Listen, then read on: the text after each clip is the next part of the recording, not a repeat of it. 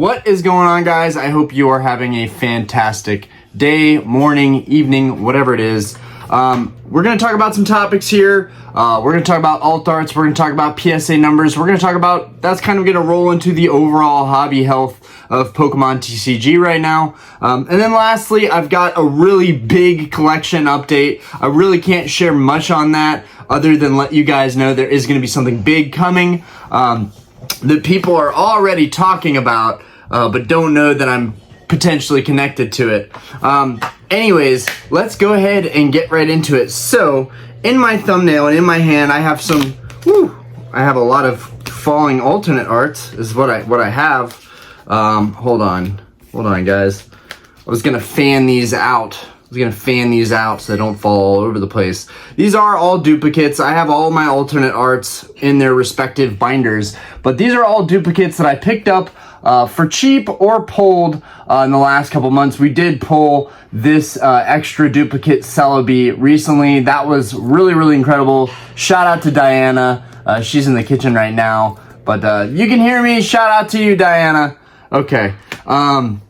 You guys may hear the laundry machine going, you may hear stuff going on in the kitchen. Aspen's watching Frozen right now or some kind of Disney movie, I don't know. So there is stuff going on here, most of you already know that. But moving forward, alternate arts, that is the hot topic right now. Everybody's talking about alternate arts, rightfully so. Alternate arts defined an entire generation, an entire era of new collectors. I did a video on this, but you know, we've been watching, I think everyone has always thought alternate arts were going to go to the moon. That has not been the case. In the last year, 2 years, alternate arts have had a steady decline, and there are a couple that are just starting to show some strength, and I think that that's a signal for the rest of them that will be following soon. So basically, and this Charizard is a great example of one of them. I honestly never understood why this card got down to $90. It was out the gate at $150, then it dripped all the way down to about $90, $100, and now it's back up around $130, $140 area. This is a phenomenal artwork. I'm so glad that I have two of these. This is just an awesome card. I love it. I love referencing it. And that is probably one of the few cards, and Charizard's rightfully so, right? Charizard is one of the most popular, one of the most collectible Pokemon ever of all time. And those are some of the cards that we're seeing rebound. First is the Charizard alternate arts, the Charizards from the Charizard UPC, which would surprise a lot of people because a lot of people ragged on the Charizard UPC. And I bought several of them thinking, this is an amazing product. This product has a lot of growth potential. I'm going to invest in it, even though a lot of people were telling me, do not buy the Charizard UPC, send back the Charizard UPC, return the Charizard UPC. Nope, I have not done that. All the promos have nearly doubled, tripled in value. A lot of them, if you can get a grade 10, which is very hard to do, wouldn't advise it. A lot of them are seriously up in value. But anyways, just in general, Charizard alt arts, they tend to do really well. Charizard cards tend to do really well. But this is one of the few alt arts from the Sword and Shield era that is doing exceptionally well right now. Brilliant Stars was always, I think, a fan favorite set of Sword and Shield. They didn't really do reprints of Brilliant Stars. You can still get Brilliant Stars. There is a restock. You can still get it on the website for $140. I do believe that to be the truth. When I got my Van Gogh Pikachu, which we'll bring that into the discussion too because it is relevant. When I got my Van Gogh Pikachu, which I'll reference for you guys. Let's get this over here. You know what? And I can reference this as well because that'll work into the topic. If you don't know, this is the Van Gogh Pikachu. There was a collaboration with Pokemon and the Van Gogh Museum. And basically what happened was utter chaos. There's been plenty of coverage on this topic, but for those of you new to the channel that had never seen that card before, this card was probably the absolute hottest card to be collected for the entire year. I mean, it is the hottest card to be collected. It's the hottest card to grade. It's everything, which is crazy because I really wanted this to be a card that sunk in value. I wanted this to be a card that was available to everybody. I wanted it to be a Cinderella story. That was not the case. If you got the card, you got the card. If not, I'm sorry for that. You're probably not going to get this card unless you pay a premium. In a lot of ways, some of the people that were paying $90, $100, $120, in some of the ways, if they were to grade that card and get a 10, they did really well. Where am I going with this? Alternate arts. Let's stay on alternate arts. We will come back to the Pikachu. Just wanted to reference that real quick. But cards like the Lugia have started to bottom out a little bit. This was an incredible card when this came out with Silver Tempest. It was all the rage. Everybody wanted one. And a lot of people are talking about cards like these. This is from the actual set, but these two are just promos. But these are Sun and Moon alternate arts. Sun and Moon alternate arts kind of shouldn't be counted in this because they're a little bit more aged, but all alternate arts took a pretty steep little dive, including Sun and Moon alternate arts. One of the biggest ones, let me get the briefcase. One of the biggest alternate arts, and since we have these out, we'll reference these two. These are both huge. These haven't really been affected as much by the decline. They both have retraced a little bit, but they've settled up at this point. Rayquaza and Umbreon from Evolving Skies have tended to always fare pretty well. They're very popular Pokemon. But here we have some Sun and Moon cards. We've got Cosmic Eclipse. We've got Team Up and another Team Up. But all these took a nice little retrace. This is only a 9. But if this was a 10, it would have been worth way more. Anyways, all of these Sun and Moon cards have taken a bit of a retrace too. There was a time where this Latios card was an absolute premium. PSA 10 was like $3,000 and now it's gone down to like, I think 2,000, maybe a little bit under or a little bit over that. But literally, all these awesome alt arts took a little bit of a dive. And honestly, if you were buying in the last 2-3 months, maybe 6 months, you were doing pretty well. I remember vividly when I went to Collecticon and did my video, which did really well. I'm looking forward to Collecticon coming back to Charlotte. I think it's going to be in August. I don't know if that's confirmed yet. I might go to the Virginia Collecticon as well. But anyways, back to it. When I was at Collecticon, I vividly remember people with stacks of alternate arts. It was part of the video. Someone had like, I want to say like 30 to 50 Giratina V alt arts. I mean, literally some insane stuff that I was seeing at this convention. And they got those cards. I think somewhere around. I want to say about 180 a card, somewhere in that area, which is a lot of money up front. Maybe even less than that, 160, 150 a card, somewhere in that area. That was a $300 card when it came out, the Giratina. That card is in my binder right now. Otherwise, I would reference it in hand. But I saw a lot of cards at that convention. That's where I got the duplicate Lugia and the Charizard for 90 each. And it just felt like it was too good to be true, but it was also like, I'm at a convention, there's tons of modern alternate arts everywhere.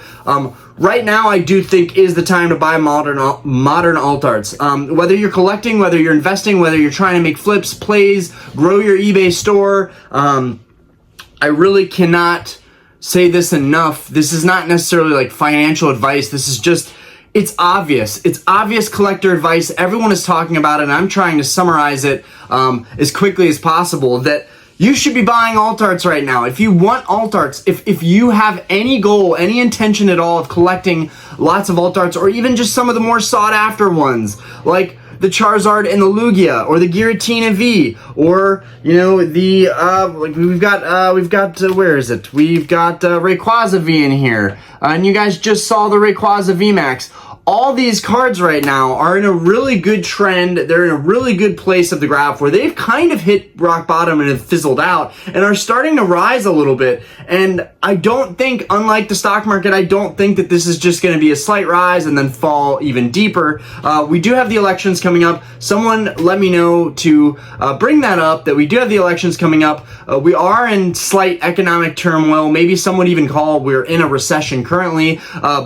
But based on what I'm seeing in the hobby and based on what I'm feeling in my own life, I don't feel like it's bad enough where everything is going to tank further. I think that a lot of people put a lot of money into these cards, collecting these cards, and a lot of them are not. They're either going to hold the bag or they're going to sell, but they're not going to sell for a massive low, especially when for a massive loss, especially when they see these trends start to peak up a little bit. Even if they're not checking graphs, even if they're not looking at PSA or pops or any of that, if you go on eBay and you just look at the listings for each of these cards, they're gaining. They're starting to get some steam again, and I think that's a good indicator of where the hobby is going. So moving into that, alt arts, I'm not even going to pick out any more specific alt arts. They are a buy right now. If you have any alt arts, they are a buy right now. I would even recommend, you don't have to go for the 10s, but I would recommend probably going for modern 10s because they're freshly graded and they're at an all-time low right now. It's a good time to offer up, especially for people that invested too much into this stuff and are just trying to get some equity back. Right now is a really good time. It's strategic to be buying alternate arts right now. So let's move into the next topic, PSA grading submissions. What's happening with that? What's happening with PSA pop reports? And what are we seeing graded the most right now? So right now, it's honestly, it's a little bit of a surprise to me, but we're seeing more grading than we've ever seen for Japanese sets, right? Japanese has kind of been a fad. People have been jumping into it. I feel like it's a little bit of a phase, but people are really set on collecting Japanese, and this is nothing against Japanese. This is just what I'm seeing and what I assumed I would see. I thought that Japanese was going to go down. I honestly thought that people were going to be submitting less. I thought that people weren't going to be buying these sets as much as Pokemon gets a little bit less popular again. People phase out of the hobby a little bit. I thought that English would become the prime thing that's submitted. But from what we're seeing for the most submitted cards on PSA right now, most submitted sets right now, we're seeing modern Japanese sets. It's nuts. We're seeing so many cards in Japanese sent in, and I get it. It makes sense. Cards in Japanese are going to grade much higher, much better. There's also something to be brought up that now there's a PSA center in Japan. This wasn't a thing before, and I think the PSA center being in Japan is going to expedite the process for a lot of Japanese collectors. And I'm not sure where this is coming from. I'm not sure if the population increase and the submissions increase. Like, the numbers are rising, guys.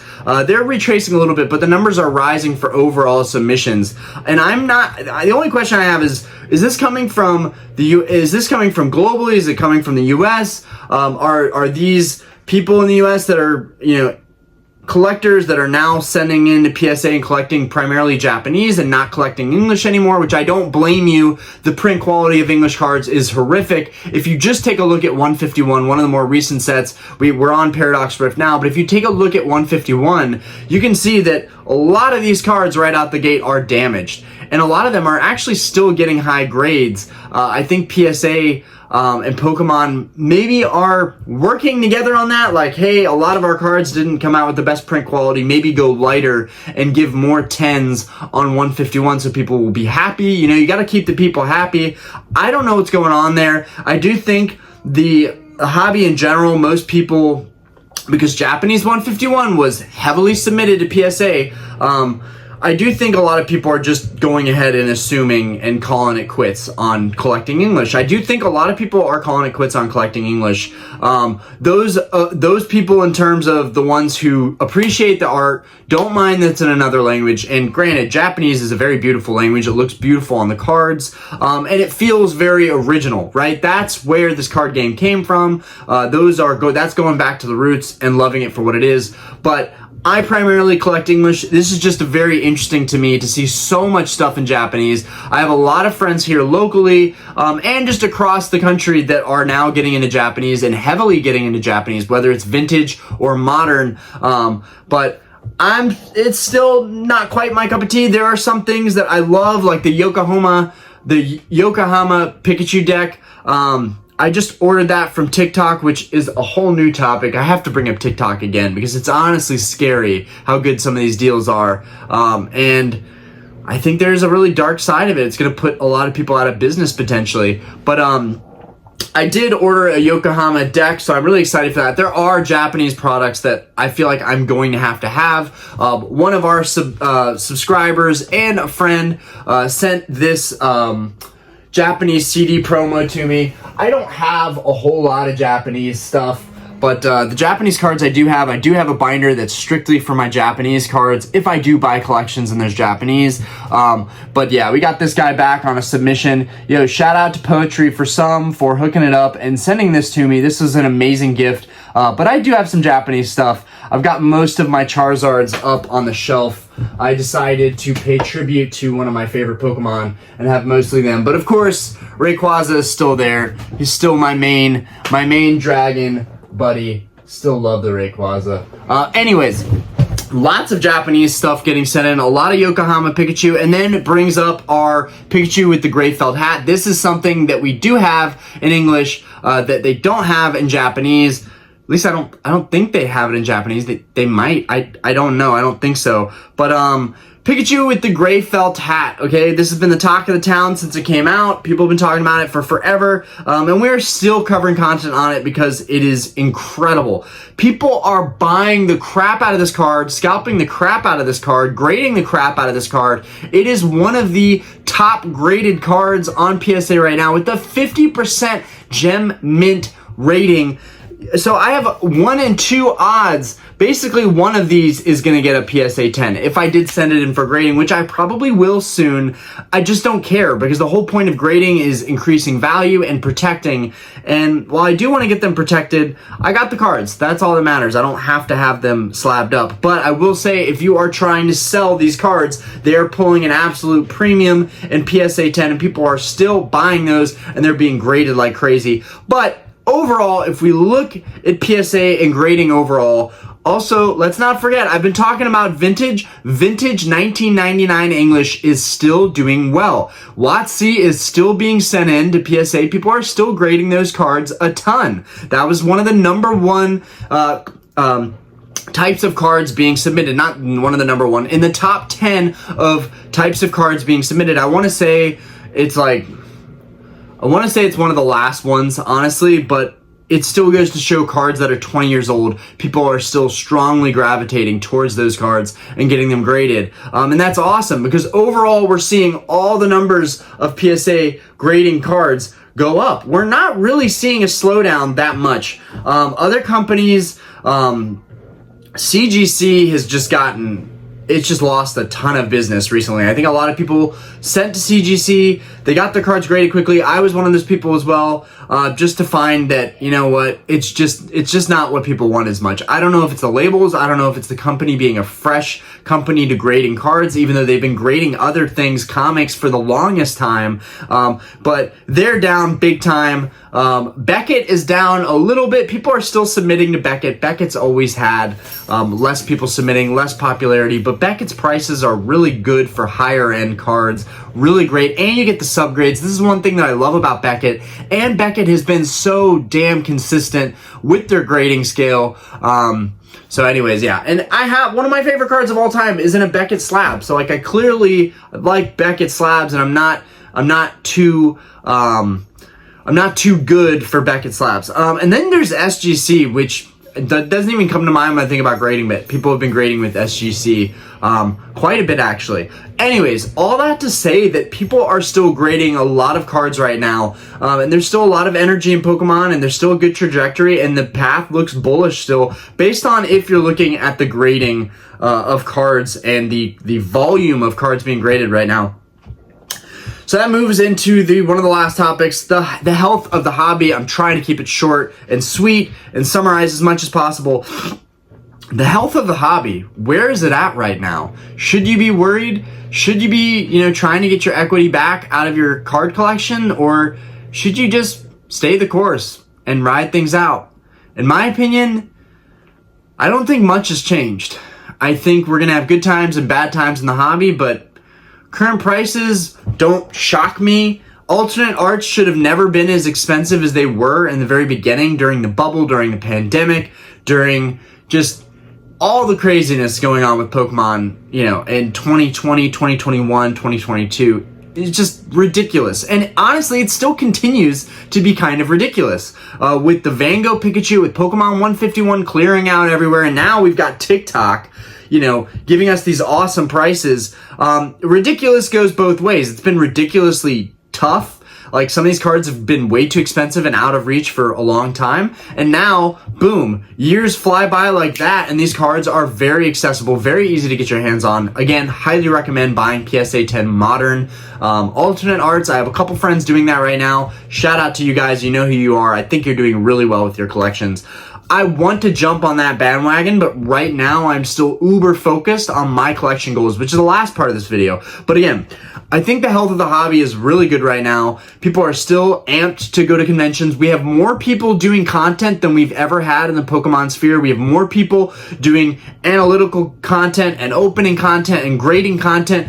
There is such a wealth of information and knowledge and content that you can get out of YouTube right now in the Pokemon sphere, and it's awesome. It's great. Even for other creators like myself, it's good for us occasionally. I don't watch people's content a lot, but when I do, I really try and absorb some kind of information and pass that on or put a twist on it, regurgitate it in any way I can, where it's quick, sweet, concise, gives you guys the point, tells you what you need to know without wasting anybody's time. I am known for ranting and wasting a lot of time though, so forgive me on that. But I think the hobby health is really good right now. I think that it's a good time for people to be buying these slabs up, stocking them up, building up their collection. I don't really feel like it's a time for people to be selling. And while I am trying to kick it into high gear in terms of a seller and start selling a lot more volume and start selling a lot more of my things that I've been holding on to over the years, I don't plan on releasing my collection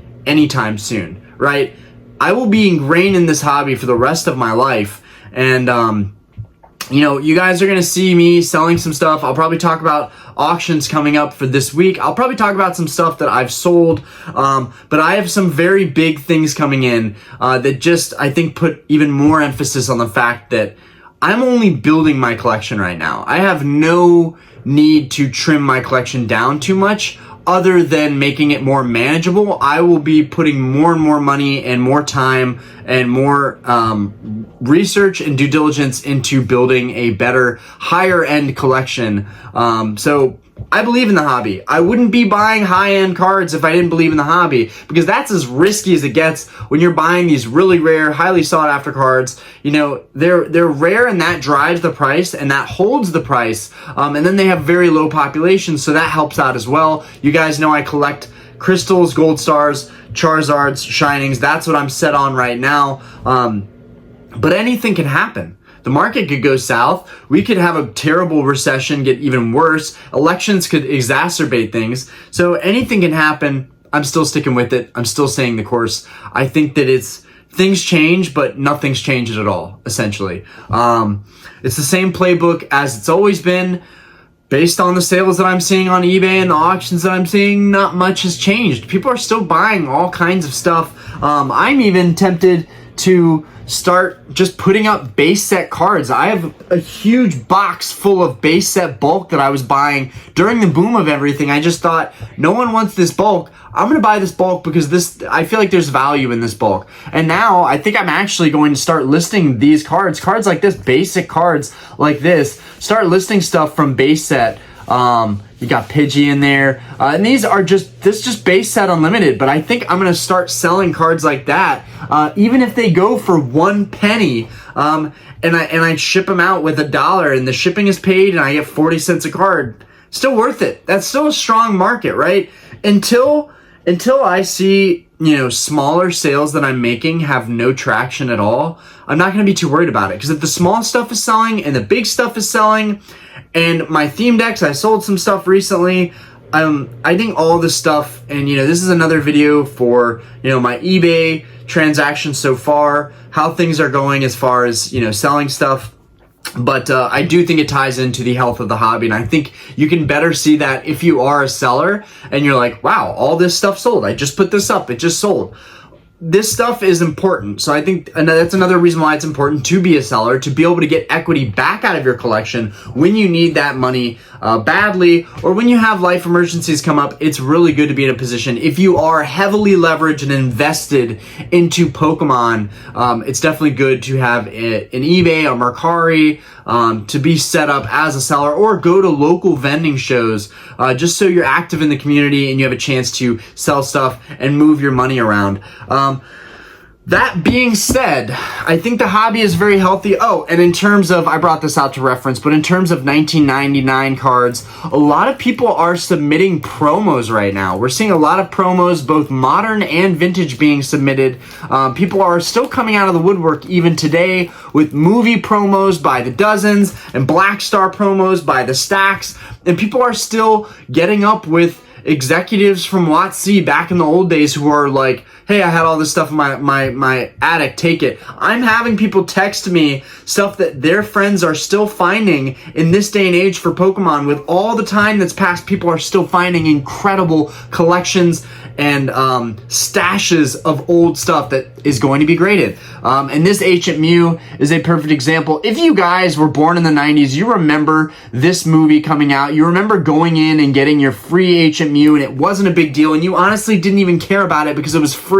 A lot of times, we don't care about stuff because it's free. Now, in the Pokemon community, if it's free, it's gold. Some of the free stuff, some of the promos, do better than everything else in terms of growth and getting market value out of them. But yeah, and I'm not sure how the centering would be on this one since it looks a bit chunky on the top. But from the actual card itself, the centering doesn't look too bad. So I imagine cards like this, you know, old promos from 1999, those are getting sent in a lot. I want to send that Ancient Mew in, and I want to see what it grades as, because that's actually a card that I really want graded. But anyways, guys, overall, I think the hobby's health is good. I don't think you have anything to worry about. I would just continue to collect as you are. One thing that I would recommend, this is going to hurt businesses. This is probably not the best thing to recommend, and you need to be careful and cautious. And I've talked about this before, but TikTok has incredible deals. You can get booster boxes for cheaper than we've ever been able to get them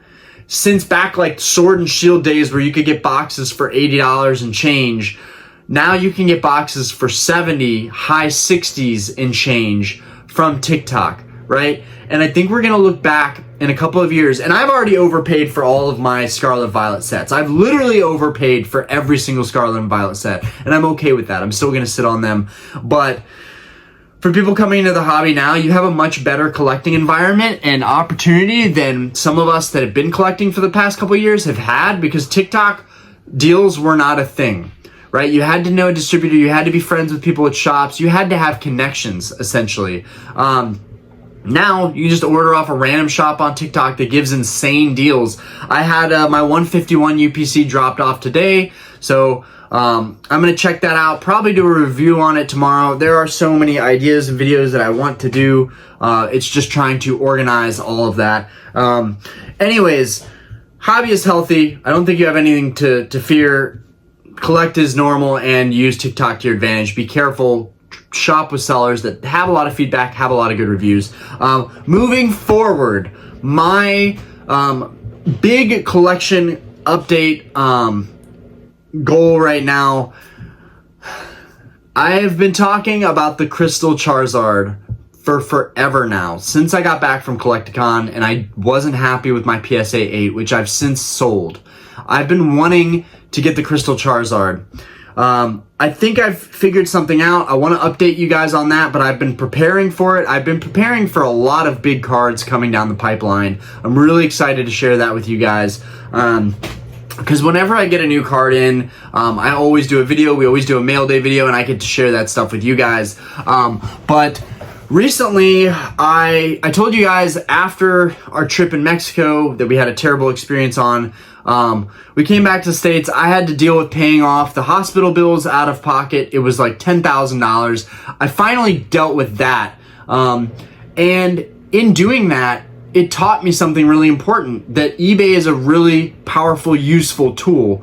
And I can sell not just cards, but I can sell any of my possessions on eBay, and they'll quickly move because of my seller credibility at this point, and the amount of transactions and sales that I've had. So I've worn this watch on this channel. It is now gone. I might actually have to start wearing the Rolex. I didn't really want to, but I don't have a watch anymore, so I might start wearing that one.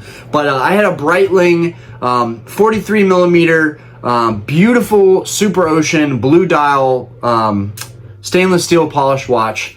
sold that watch today, got cashed out on it almost for as much as I put into it. So that watch is gone. That's a couple grand back in my pocket. I also sold a pair of sneakers that I hold dearly, but the original box was stolen at some point from my home. I don't know when it happened, maybe during a house party, maybe during a get together. It's really bizarre, but something happened to the box. Don't know what happened to it. That just sold. Another couple $100 back in my pocket. About, I think $500 is what I got for those shoes. And then on top of that, I sold a theme deck. I'm gonna go pull that out for you guys. I didn't post anything really on those sales or make a video on it, but I do have that theme deck to reference to you guys. This is the only one that I have now, but still all the same, absolutely beautiful. The Sabrina theme deck, it's in really good condition. This is the only sold one that I have left. I have an open one posted on Mercari, and then I just sold a sealed one of these. But guys, I thought that I could only sell theme decks on Mercari, and what I ended up learning was this theme deck sold within minutes on eBay. I put it on eBay for $600, and I had a $500 offer immediately for it. I mean, it was lightning fast. So that was really shocking to me that there is such a strong demand still for these on eBay. And a lot of people would say that there's maybe not a lot of growth. I had a comment like that on the last video for theme decks, and that they might not be the best play because they are limited on their growth. But I kind of disagree with that. A year ago, I saw some sealed theme decks. If you're willing to spend the money and take the risk, I saw some theme decks, which I don't want to encourage anybody. This is kind of my niche. I like my niche. I like theme decks. I enjoy collecting them, not just trying to make money on them. I enjoy them genuinely. So don't do this. Don't jump into it just because I'm talking about it. But if it's something you enjoy, I'm here to say that there is growth on this stuff. But the Sabrina theme deck was a $250 theme deck a year ago, maybe 2 years ago. All of a sudden, in auctions, it's going over $300. In sales, people are jumping at it for $500. This is the theme decks have value, but I think it's particularly the Wizards of the Coast theme decks. Gym Heroes, Gym Challenge are a lot more popular than your, baseline stuff, like your base set theme decks, like this Overgrowth one. These sealed, the Zap deck, these sealed typically go for like $200. They're a little bit capped off, so I will say, but for some of the rarer theme decks that pop up at least once a week or at least twice a month, you can buy them for a good deal in auction and sell them for a lot more, honestly. This is another one of those theme decks. They usually cap out around $100. It's tough with theme decks. There are some that do a lot better than others, but overall, it's like that deck that I just picked up, the Unseen Forces deck that we reviewed in the mail day. I picked that up for $120. I wouldn't be shocked at all if I sold it for $200 in the next couple months, or even this week if I really wanted to. I will be posting more stuff for sale, but all of that to say that I am starting to really try and unload stuff. I may even put some modern sealed booster boxes up on my eBay. Seeing how fast some of these higher end items sold on eBay, I'm kind of thinking, maybe I need to bring prices of everything down a little bit. I know I'm priced a little bit higher. I don't really want to get rid of some of this stuff, but that's another thing. I wouldn't get too sentimentally attached. I know it's difficult. There are cards that I will never let go of because I am completely attached to them. But at the end of the day, you can find cards again as long as there's not a memory attached to them or a specific experience and you just bought the card. It's okay to move stuff around. It can be really hard, but I think it's important because it takes a huge weight off of your back when you let things go. For me, I know it's not Pokemon cards, but letting go of my watch and my sneakers, that was one of the best decisions I ever made because I can roll it in to something that I really, really, really want in Pokemon that I feel like I would never normally be able to afford, but because I'm giving up older possessions I've had that I no longer find interest in, it's great to roll that into Pokemon, and eBay has been so pivotal in helping me do that, and I highly recommend, if you are trying to take your collection to the next level, use eBay, sell your stuff, move money around. There's no reason that you're stuck with whatever you have that you can't make changes. My collection was overflowing with the same stuff, and honestly, it was cool to have a lot of variety, but but I think I appreciate now knowing that my money is safer in it. Aspen's trying to come in here right now. We're almost done, sweetheart. I'm almost done with the video, okay? I'm gonna be out soon, okay? Anyways, big things coming down the pipeline. I will be listing more theme decks, sealed theme decks on eBay. I'll be putting more stuff on Mercari. I'm really starting to rev things up here. Hi, baby. Check. Table. Table? Table. You want to come in here and say hi? Might as well. You can come in here and say hi. I'm about to get off here and say goodbye to everybody. Okay.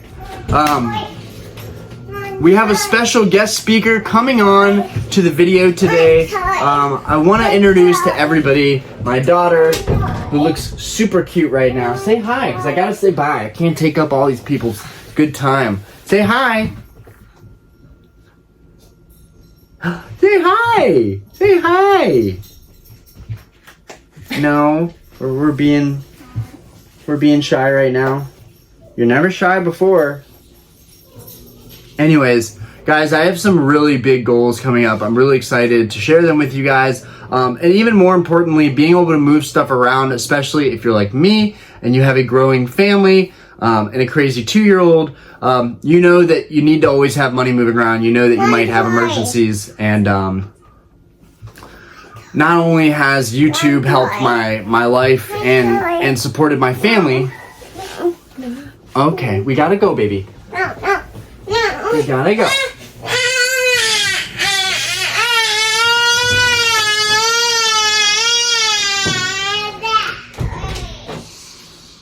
Will I edit that out, or should I let you guys know what it's really like over here most of the time? Anyways, I think that's it for me. I'm gonna let you guys go. Again, I do want to just put a little emphasis on building a card business, having an eBay, along with YouTube, has changed my life. It's changed the way I see how money works. It's changed the way I see my possibilities are endless. You know, you can start it up with anything. You don't have to sell high-end stuff or collectible items. Just start selling stuff. I put a lot of emphasis on transactions because once you start, you get in a rhythm, it becomes a routine, it becomes very easy to continue to do. Anyways, I'm gonna let you guys go because everything's getting crazy over here in the Sires household. Peace out, guys. Have a great day.